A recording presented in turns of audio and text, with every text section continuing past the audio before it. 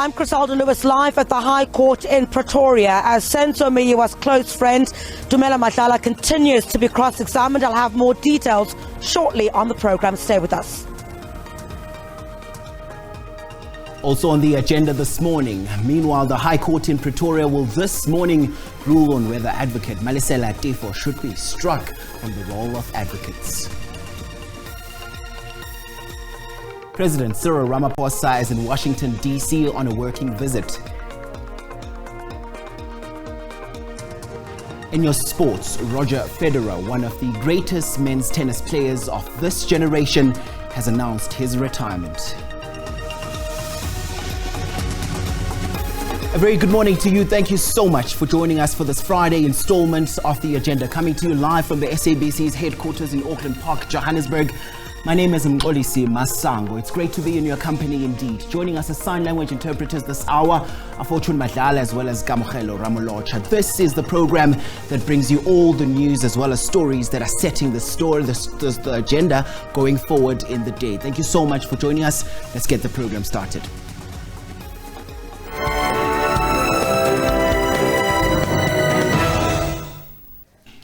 We start here. The Senzo Meyiwa Murder Trial will continue in the High Court in Pretoria this morning with the continuation of the cross-examination of a state witness. Tumelo Madlala, the state's third witness, has pointed out Bongani Ntanzi as one of the intruders in the Khumalo home where the former Bafana and Orlando Pirates goalkeeper was fatally shot. Ntanzi is accused number 2 in the matter. Now, Madlala, one of the mayor's friends, was among the people who were in the Khumalo home when the alleged robbers shot and killed the goalkeeper in 2014 in Vosloorus. 5 men are on trial in the Pretoria High Court for Meyiwa's murder. For more on the story, we take you now to SABC News reporter Chriselda Lewis, who's on standby to speak to us. A very good morning to you, Chriselda. Thank you so much for your time. So now, shocking revelations and bombshells were seemingly the order of the day yesterday. Give us a recap of what happened and what can we expect to come out of court today?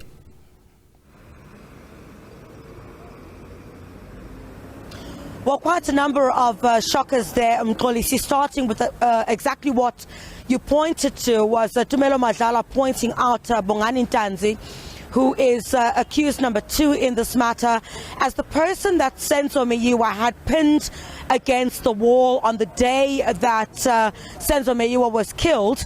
And on that day, he says he recognizes Ntanzi as the man that Meyiwa had basically struggled with before the gunshot had gone off on that particular day. You would recall also that next week, Thursday, we're expecting Ntanzi to apply for bail. He is the only suspect in this matter who is currently not serving time behind bars. So that matter is going to sit next week, Thursday, in court, and it'll be very interesting to see, based on the revelations by Madlala now, what role that will play in that bail application. Quite a number of other issues, including the defense for accused number 1 to 4, Titi Tabane, accusing Madlala of lying on the stand, accusing him of being coached before coming to this court. And one of the issues that also came up was that Madlala was paid to participate in the Netflix documentary on Senzo Meyiwa, which was aired just days before this trial had started. He doesn't deny this. Madlala says he agreed to do that documentary. He was paid, and he wasn't just paid for participating in it, but also for photographs that Netflix had asked him to provide of Senzo Meyiwa, not specifically relating to his soccer career, but I guess more personal photographs. Also, we heard some shocking details made by the defense, basically saying that Senzo Meyiwa had been in a sexual relationship, but not just with his then girlfriend Kelly Khumalo, but also with the sister Zandi Khumalo. So that is what the defense is contending. And also one of the critical points that also came out, the defense is contending in this matter that the version of events that Madlala is giving, he's basically lying on the stand to protect those that were inside the house at the time that Senzo Meyiwa was killed. In fact, Titi Tabane, for accused 1 to 4, says that what had actually happened on that day was that Longwe Twala had come inside the house. He was upset. He pulled out a firearm and had wrestled with Senzo Meyiwa. Meyiwa managed to take the firearm away from Longwe Twala and had handed it over to Kelly Khumalo. And after handing it over, that's where Kelly Khumalo had mistakenly shot Senzo Meyiwa. So that is the version that the defense, at least for accused 1 to 4, is going with. They don't believe the version that Madlala is giving, and we're expecting the defense to continue to poke holes in that testimony when TT Tabane continues with his cross-examination this morning.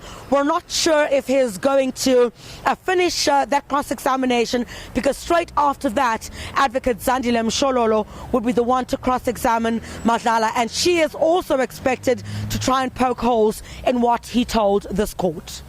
Right, Chriselda, I want us to backtrack a bit, particularly to the point where that explosive legal claim was made there by, of course, Mr. Tobane about that alleged sexual relationship between Kelly Khumalo's sister Zandile and as well as Senzo Meyiwa. What does this say now? Does this mean that the songstress as well as the sister are likely to take the stand? What do you make of that?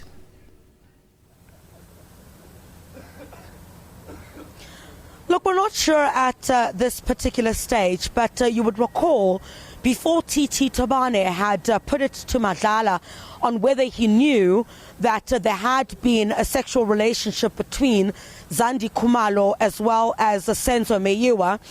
He basically said, well, he didn't want to confirm or deny this. All he could say was that he knew that Senzo loved women. So how it all started in cross-examination was that TT Tabane had asked Madlala whether he knew that Zandi Khumalo had lived with Senzo Meyiwa and her sister in Mountbatten. And he basically said he didn't know about that on the previous occasion that he had visited Senzo Meyiwa. He would see he had slept in the second bedroom, describing this as a 2-bedroom house. So he says he had no knowledge of that. As far as he was concerned, Senzo and Kelly Khumalo had lived there. There was a build-up to that question on whether he knew about a so-called sexual relationship between Senzo Meyiwa and his girlfriend's sister, Zandi. So he said he couldn't rule out or couldn't confirm or deny any of that, but he knew that his friend loved women. So what that all means, you would know that that was very much pointing towards the character of Senzo Meyiwa. But the judge was a bit concerned about that and saying that Senzo Meyiwa was not here to defend himself. So he was a bit concerned about that line of questioning by TT Tabane. Now, Chriselda, let's also look at Madlala's demeanor as he was under cross-examination yesterday. At some point also having a back and forth with Mr. Tabane there and even telling him not to shout at him. What do you make of his demeanor on the stand?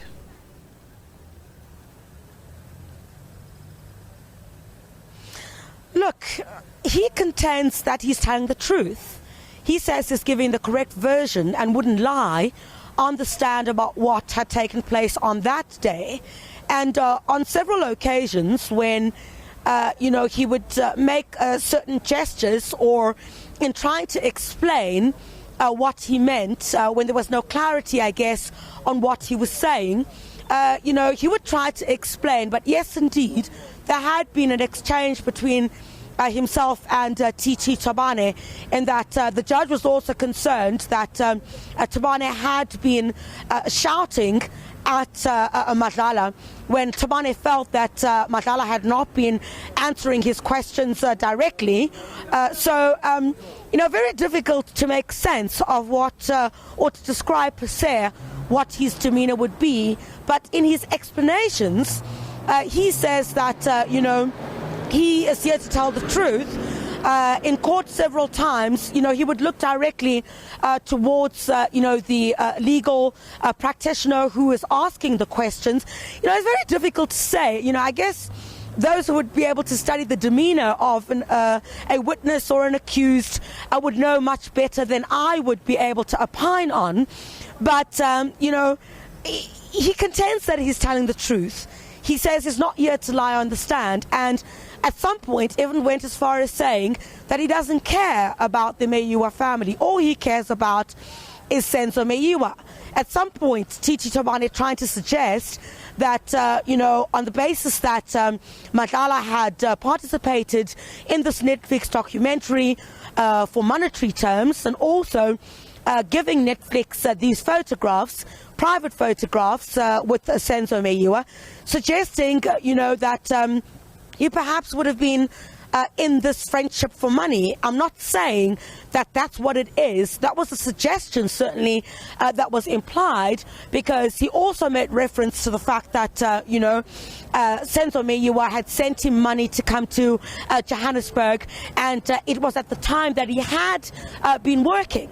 So, a lot of subtle suggestions, I guess, in this particular matter, but, it's still very early to say, Mxolisi, how all of this will pan out, because any of the witnesses that may be called inside this court who were inside the house at the time that Meyiwa was killed, they will testify, they'll give evidence in chief, but the defense will certainly try to poke holes into what they're saying, because the defense has always contended that the men that are inside this court who are currently standing trial for involvement or alleged involvement in the killing of Senzo Meyiwa are not the people who are supposed to be here.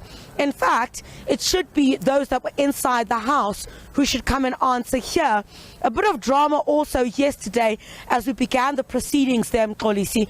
You'll know that Advocate Teffo was previously the defense for accused 1 to 4 before Titi Tabane had taken over, appeared in court. He was robed and demanded to basically see the judge about this controversial docket 375, in which we believe those that were in the house at the time that Senzo Meyiwa was killed are believed to be suspects in this matter. He then went through to the judge's chambers, and what we saw after that was police follow. And the judge did also express concern about that. We know that the legal representatives in this matter currently were also concerned about what had taken place. And then Advocate Teffo then left the courtroom. I understand he went to go lodge a complaint, I think at the Judge President's office. And then I know that he had been sent to the office of the Chief Justice. I don't know what happened there, but also a critical day for him as being the former defense in this particular trial. What you also mentioned was that I think I heard on the radio this morning as well, making reference to the ruling that will also be made in court today about whether Advocate Teffo will be struck from the role of advocates. This is relating to a number of complaints. In fact, the Legal Practice Council says 22 complaints that were laid against Advocate Teffo that are unrelated to the Senzo Meyiwa trial, where he's accused of misconduct. So I think my colleague Mbali Mtetwa will be on her way to this court. She'll cover that for us, so she'll certainly give you an update on that aspect while we remain in the court that is presiding over the Senzo Meyiwa murder trial. Indeed, Chriselda, and we're expecting that matter to be underway around 10 a.m. and of course we will be keeping our viewers updated. So now Chriselda Madlala has also pointed out one of the intruders to be accused number 2, Bongani Ntanzi. Will this in any way impact his chances of being granted bail next week?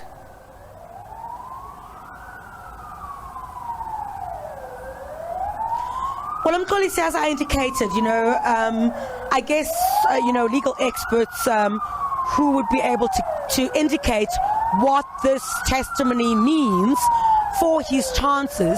But I can only imagine, for some reason, that could possibly also be taken into account, given the fact that this is what has transpired now, and that, he has been fingered inside this court as one of the intruders that were inside the house at the time that Senzo Meyiwa was killed.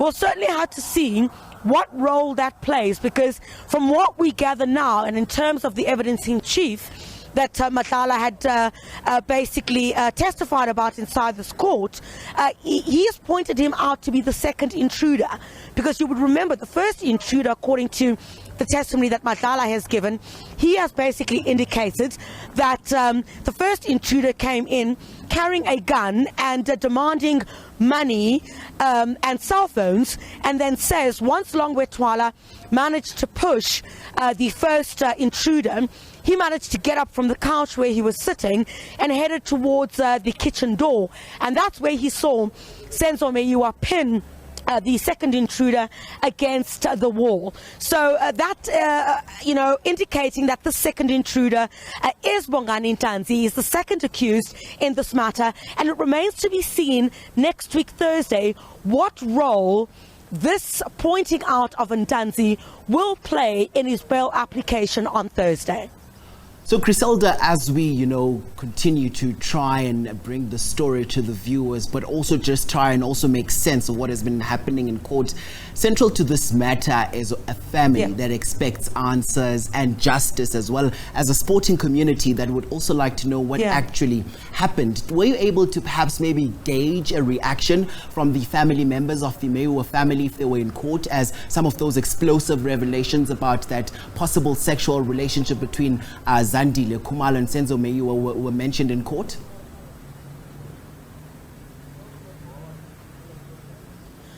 Well, you can imagine the devastation. This family has been waiting for justice since 2014. And, we had a bit of a rocky start at the beginning of this trial with a number of side shows that we've spoken about several times, Mxolisi. So in this particular instance, this is the first time this family is getting to hear about the possibility of how their loved one died. So you can imagine that they'll have to digest whatever is said inside this court about Senzo Meyiwa's character, what is believed to have happened, what his close friend is saying, and you can see the devastation on their faces while they're sitting in that gallery. And while some of the other family members are not inside court, they're trying to continue going about, their lives in Durban because they have to work. And they're watching it, on some of the platforms that the SABC has provided for the general public, including our SABC YouTube page. And, they're very devastated, And whether their wounds have tried to heal since 2014, any reference to the loss of their loved one inside this court is bound to delay the healing of those wounds. So, indeed, I think the focus has always been, while we attend to the sideshows in this matter, we shouldn't lose sight of the fact that somebody died in this particular matter, and there's a family that wants justice. The Meyiwa family says they want justice. Chriselda Lewis on the pulse of that important story coming out of the High Court in Pretoria. Thanks very much indeed for that update. We'll no doubt be coming back to you as and when proceedings get underway.